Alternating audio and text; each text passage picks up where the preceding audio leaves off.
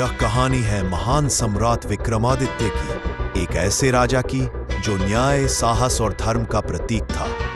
लेकिन एक दिन एक रहस्यमयी तांत्रिक उसके दरबार में आया और शुरू हुई एक ऐसी यात्रा जहां हर कदम पर था मृत्यु का साया। हर रात एक नई परीक्षा। शमशान के अंधेरे में एक प्रेत आत्मा बेताल, राजा के धैर्य और मौन को चुनौती देने वाला। क्या विक्रम हर बार बेताल को पकड़ पाएगा?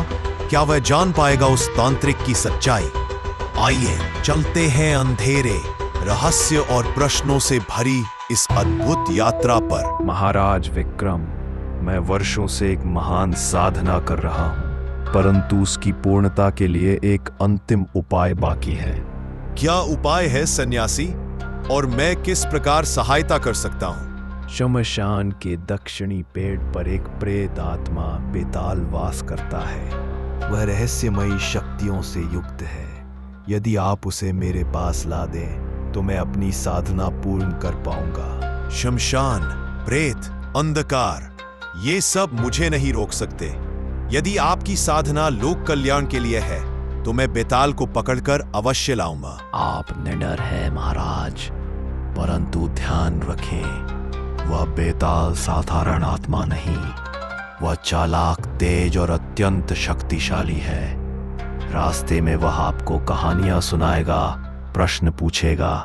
अगर आपने उत्तर दिया तो वह उड़ जाएगा।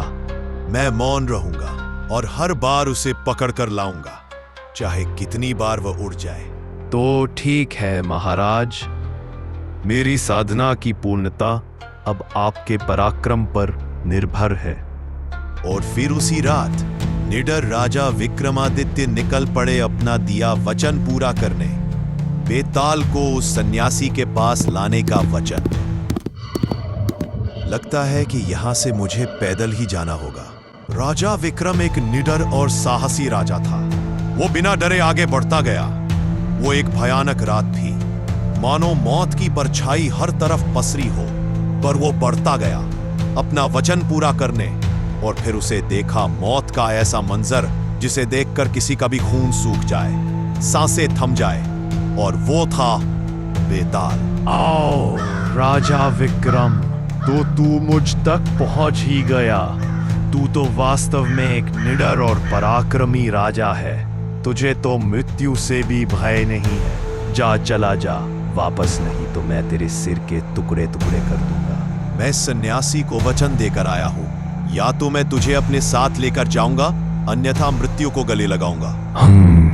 जैसा मैंने सोचा था, तू ठीक वैसा ही है राजन, हड्डी और पराक्रमी। तो ठीक है, मैं तेरे साथ उस सन्यासी के पास चलूंगा, किंतु मेरी एक शर्त है।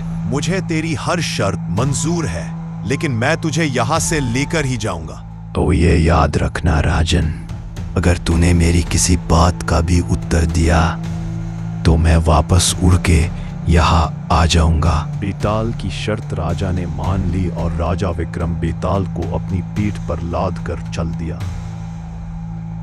राजन, रास्ता बहुत लंबा है और तू तो कुछ बोलेगा नहीं, तो चल मैं तुझे एक कहानी सुनाता हूं।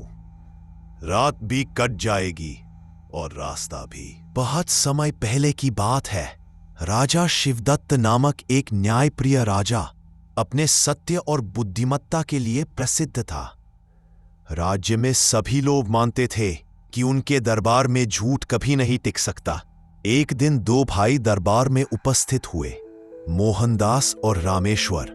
उनके पिता का देहांत हो चुका था और वे एक अनमोल हीरे की अंगूठी पर दावा कर रहे थे। दोनों कह रहे थे कि वह अंगूठी उनकी है। पिता ने उसे अंतिम समय में दिया था। राजा ने दोनों की बातें ध्यान से सुनी।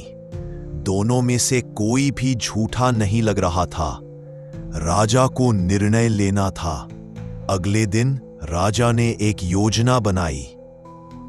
उसने दरबार में घोषणा की, इस अंगूठी में गुप्त विष है। यदि किसी झूठे ने इसे पहना तो वह तुरंत मृत्यु को प्राप्त होगा। मोहनदास डर के मारे पीछे हट गया। रामेश्वर ने बिना संकोच के अंगूठी पहन ली। वो सुरक्षित था। राजा ने फैसला सुनाया।